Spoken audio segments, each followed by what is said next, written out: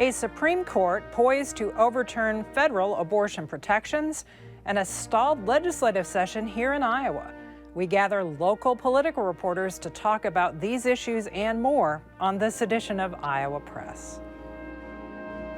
Funding for Iowa Press was provided by Friends, the Iowa PBS Foundation, the Associated General Contractors of Iowa, the public's partner in building Iowa's highway, bridge, and municipal utility infrastructure. Fuel Iowa is a voice and a resource for Iowa's fuel industry. Our members offer a diverse range of products, including fuel, grocery, and convenience items. They help keep Iowans on the move in rural and urban communities. Together, we fuel Iowa. Small businesses are the backbone of Iowa's communities, and they are backed by Iowa banks. With advice, loans, and financial services, banks across Iowa are committed to showing small businesses the way to a stronger tomorrow. Learn more at iowabankers.com.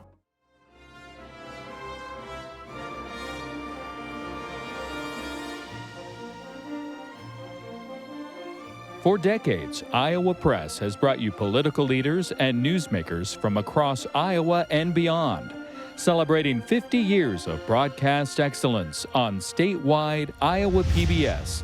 This is the Friday, May 6th edition of Iowa Press. Here is Kay Henderson.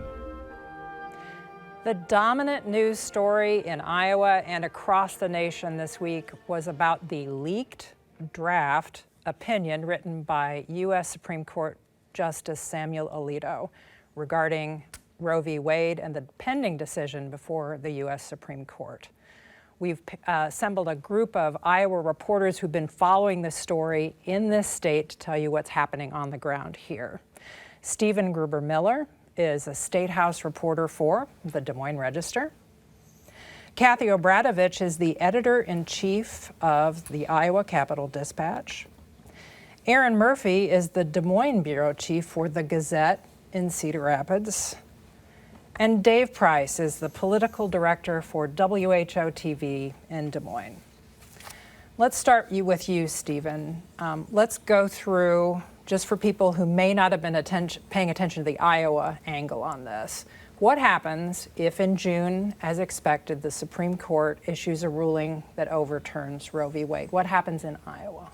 Right. So if this draft decision ends up being the final, because that's still a big if to start with, and Roe is overturned, abortion law goes to individual states to be regulated.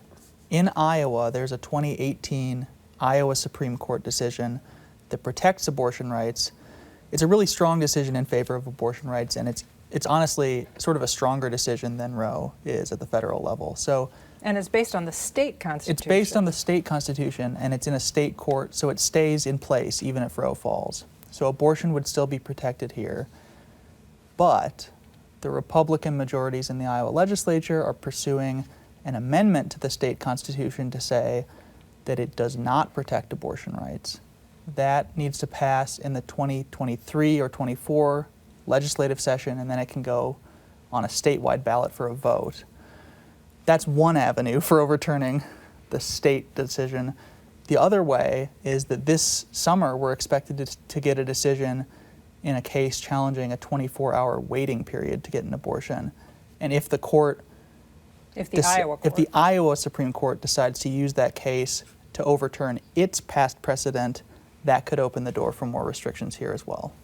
So, Erin Murphy, let's just walk through, what our governor is saying about this. She talked to Iowa reporters on Thursday afternoon and discussed whether she would be proposing anything for the legislature to do now or in the future. What did she say? She seemed to indicate that we shouldn't expect any legislation regarding abortions during the regular legislative session, which is sort of winding down, stalled in that wind down, but is procedurally almost finished. So that was, I guess, good news if you're the type of person who wants to see the session over sooner than later. I won't speak for everybody at this table. Viewers could probably venture a guess. They've already got a few things that are holding up session. This won't get added to that mix, it sounds like. Now, she was also asked, would you call a special session if the U.S. Supreme Court rules a certain way and the Iowa court rules a certain way that creates an opening for new legislation, would you call a special session? She was danced around that one a little bit, didn't answer it directly, which to my ears sounds like she's leaving open that possibility. Kathie Obradovich, the governor, was also asked about exceptions. And that has been a common question that politicians have been asked over the years. Do you support abortion? And if they oppose abortion, then do you support exceptions? And she didn't answer that question. She did not, and that's really interesting.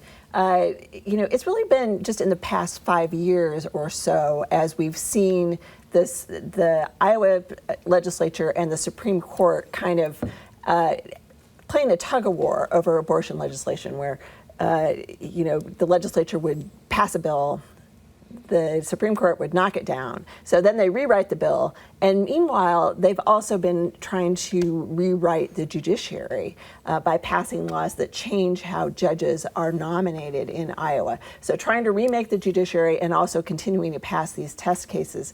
And so now the discussion about exceptions also, I think, speaks to how much farther to the right the Republican Party has gone, where you have now candidates here in Iowa who are not worried about running on abortion against Democrats. They're worried about the primary challenge that they're going to have from somebody who may be to the right of them. And so that, I think that's where we're seeing those the discussion about exceptions go. But the other thing too, though, I think now that if Roe v. Wade actually does fall and some of these bills become possibilities as opposed to hypothetical legislation, that some of these exceptions I think are going to have to come back into the discussion, because people are going to see now how it affects actual people, maybe in other states first, but you'll see how these exceptions affect other people or not. Stephen, you mentioned a 2018 ruling that was issued by the Iowa Supreme Court. The Chief Justice, Mark Cady, wrote that ruling that said that Iowa's Constitution provides a fundamental right to abortion to Iowa women.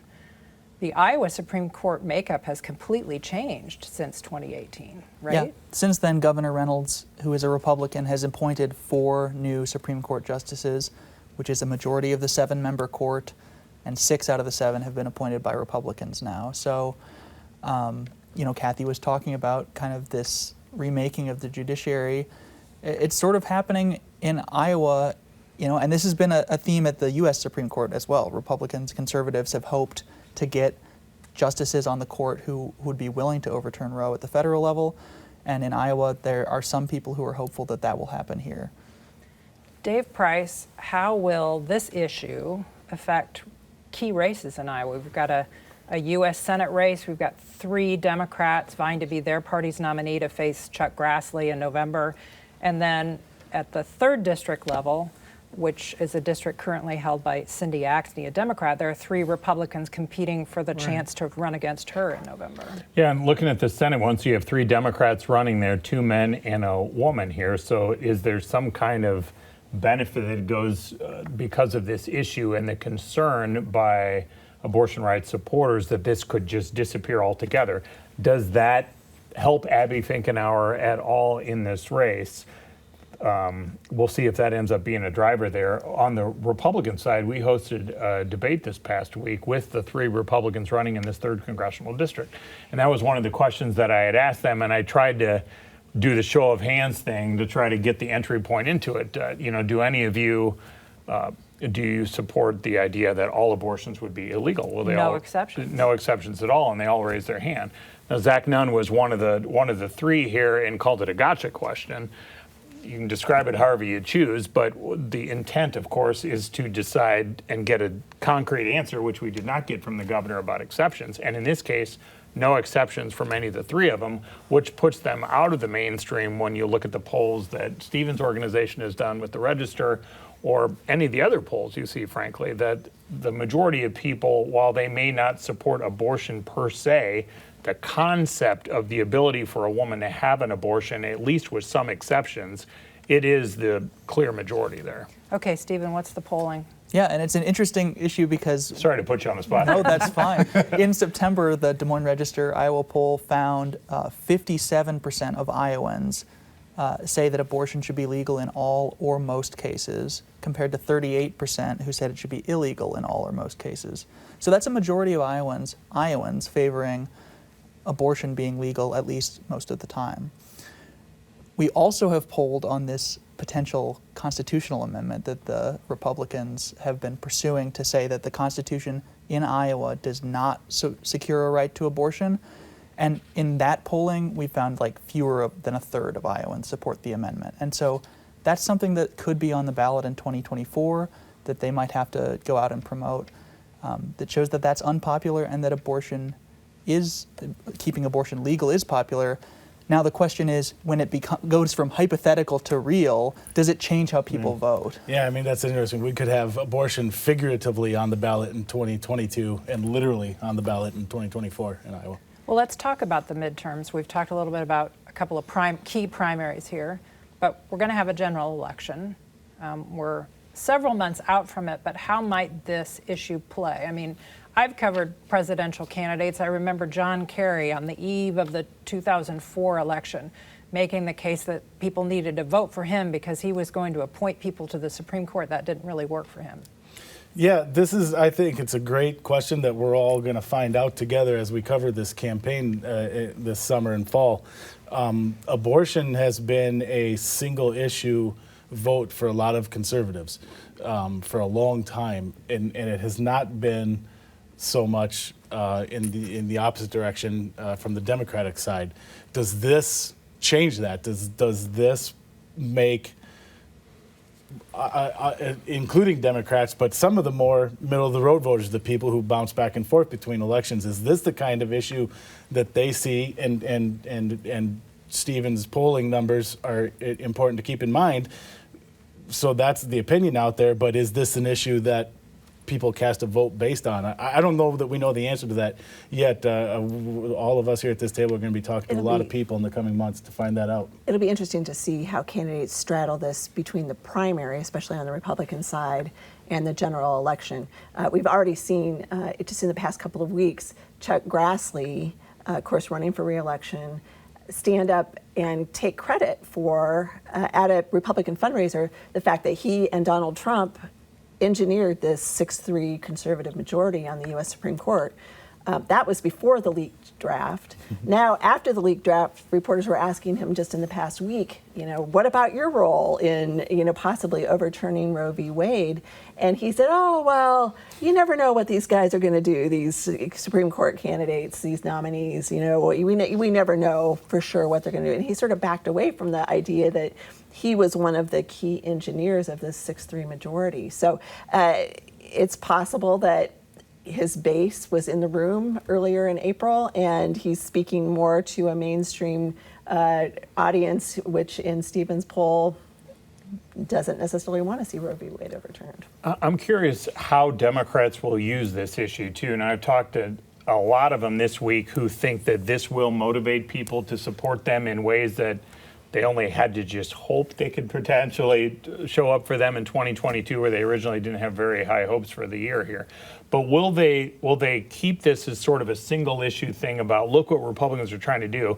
Or are they able to successfully broaden it by painting Republicans as the extremists here, so out of the mainstream, and not really focusing on the we are Democrats kind of thing, but just looking at different issues, taking this and try to push it forward to reach those middle-of-the-road people that you're talking about, who have largely abandoned Democrats recently and sided with Republicans. And the flip side of this issue is that Republicans, the way that they would like to run on the issue is by calling Democrats the extreme ones. They want to say that Democrats support abortion without any restrictions. On demand, whenever you want, even after the baby's born. Which isn't true, but that's what they're saying. I mean, it's not true in most cases, right? And so if you have a choice between no restrictions on abortion and abortion being illegal, that's sort of a more difficult choice than Roe v. Wade, which is sort of, there are some limits on abortion. Messaging-wise, it's sort of defund the police 2.0, right? In that there's very few Democrats that actually say that, but that's what every Republican was accusing Democrats of this past election. To Dave's point about expanding the support, the base of support, one way Democrats can do that, and you've already heard and seen, is by talking about the other formerly protected, perhaps, groups like LGBTQ community that could also, people will make the argue, could be impacted by this ruling and it's right there in Justice Alito's draft that's saying these other elements were similarly mistakenly ruled on, and so Same-sex marriage, right, exactly. maybe contraception. Even broaden it out to the right to privacy, which, I mean, I think you talk to most Americans and they think, sure, we have a right to privacy. But that right is not in the Constitution. And if that's how these cases are being decided, there are a lot of things that are based on privacy rights that, you know, you could at least make a case in a political arena, if not in a courtroom, that those rights might be in jeopardy. Folks, we have about 10 minutes left. There are other political things going on in Iowa. Dave, let's return to the 3rd District contest with the 3 candidates. Does any of them appear to be poised to capture a firm majority of votes in that 3rd District primary? Yeah, and maybe a little tough to tell because it really has to be just all anecdotal stuff here because you're not seeing polling on this race. But you have Nicole Hasso, one of the 2 rookie candidates here, and I intentionally wrote this down so I wouldn't butcher her title, a senior internal wholesaler in the financial services industry, which you could do a whole show on what exactly that is, but it deals with insurance and such. Anyway, a newcomer, a Chicago transplant, African-American woman from Johnston. You have Gary Leffler, who activists know is the guy who used to be a farmer in West Des Moines who drives his tractor to all kinds of events all over the place. Now he's really a consultant. Then you have Zach Nunn, who's been a state rep for a while in the Senate now, used to be in the House. Air Force guy, specialized in cybersecurity and such. So perhaps by title and name ID and such, maybe Nunn has some kind of advantage here. I thought what was interesting during the debate we had with them this past Tuesday, when given the opportunity to talk about election fraud that Donald Trump continues to push here, none of the 3 of them, including Leffler, who calls himself the biggest Trump supporter or most pro-Trump, however he phrases it, none of them would say that Joe Biden is not the president or that Joe Biden only won by fraud, which I thought was an interesting separation, especially for Hasso and Leffler. You didn't expect Nunn to go that way. But those 2, Leffler and Hasso, could argue perhaps are going for the right side of the right, whereas Nunn might be thinking more ahead to the general, which is why his answer to me regarding abortion may be one that follows him if he indeed becomes the nominee.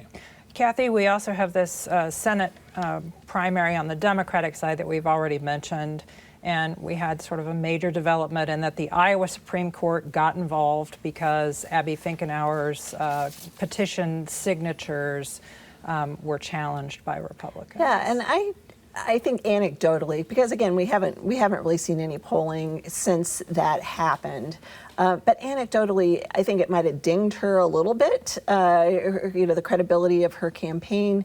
I mean, she would have probably been considered the front runner as somebody who is a former member of Congress, best known candidate, certainly. And now she has trouble getting enough signatures on her petition to get on the ballot.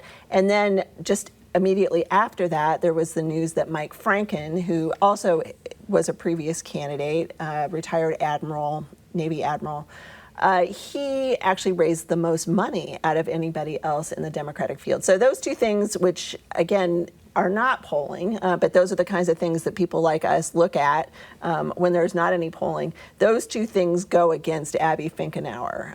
And so she has to start, I think, by making a strong case about why she stands out and why she's the candidate.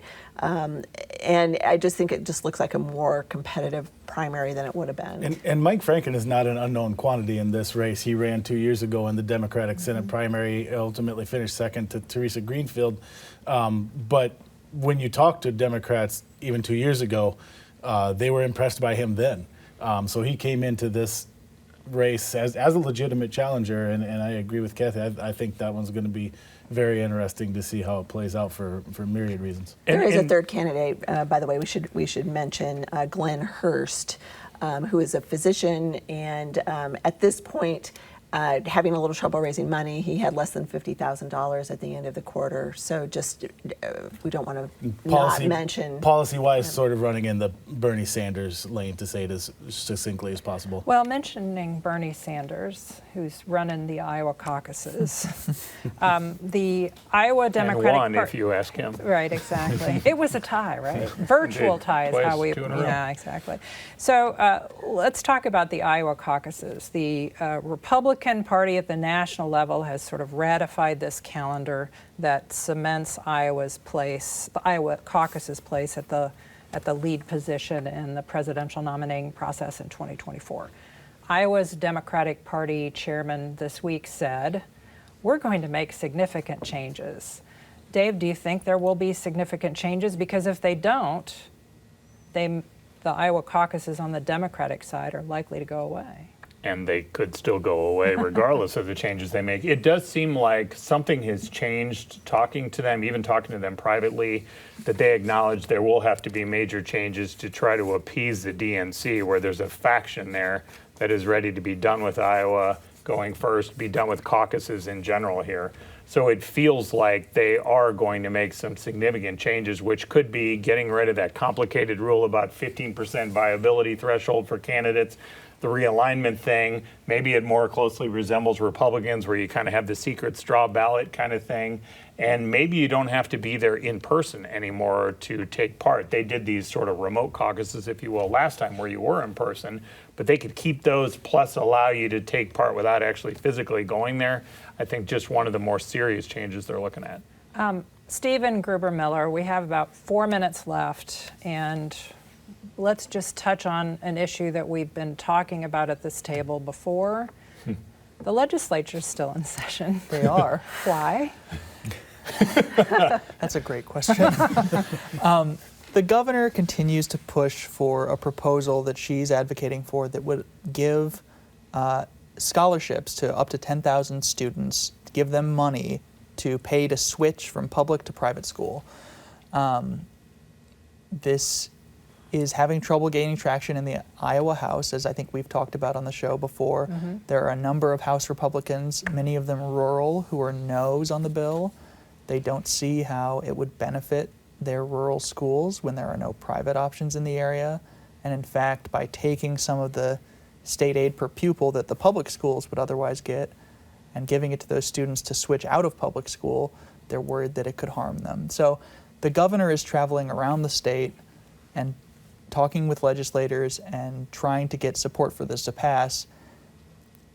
It's not clear that she's going to get it, but she hasn't given up yet. And so there's basically no action happening. We're just waiting. Well, and the other thing about this is the governor has been meeting with public school officials, superintendents, school board members, and she said something really interesting on Thursday. She said, "I don't have any illusions I have changed any of their minds." So what's going on here, Erin? That's a fantastic question, and if I knew the answer, I'd probably be making a lot more money as a consultant. Yeah, it's an interesting strategy to, I guess, just kind of laying the groundwork, and she sees this as a long-term issue. If it doesn't get passed this year, she's already pledged to come back at it next year.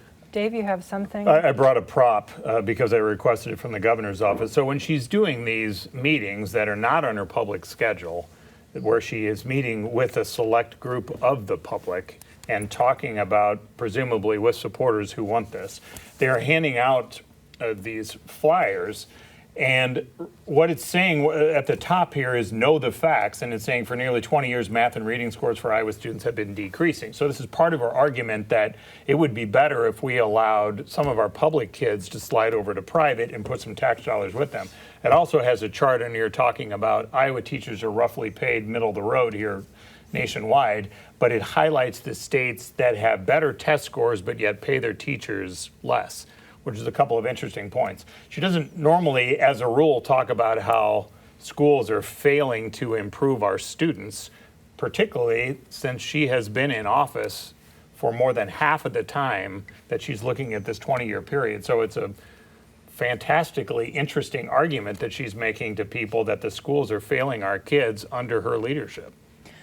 We have about a minute left. One of the other factors here is that 42 counties in Iowa do not have a private school of any kind, and only 21 counties have high schools. So, Erin, give us, I guess, the betting odds on this. Is this? She's recently said in April that this is something she'll return with next year. Do you think the odds are that she'll return next year with a different proposal? Based on everything we know right now, that seems to be. It's just hard to imagine something changing significantly enough for this to get done this year. There's an election. There's primaries. Next year, the legislature may look different. The first year that she offered this, there was nothing for rural schools. This year, there's a little pot of money for rural schools. I think she sweetens that pot again, and maybe another time before. I mean, that's one reason to go around talking to superintendents about, what is it that you want that will make you accept this? And up the number of students where they could actually get it.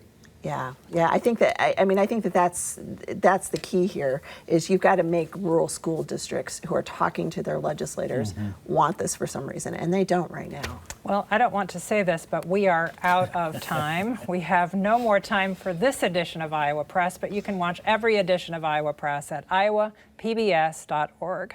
Or you can catch us at our regular broadcast time, 7:30 on Friday nights and Sunday at noon.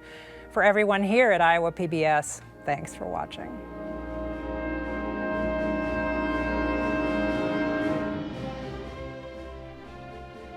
Funding for Iowa Press was provided by Friends, the Iowa PBS Foundation, the Associated General Contractors of Iowa, the public's partner in building Iowa's highway, bridge, and municipal utility infrastructure.